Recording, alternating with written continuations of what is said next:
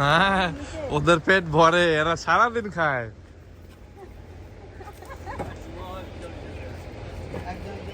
ডিম খাইছি আমি, এখানেই খাই গেছি।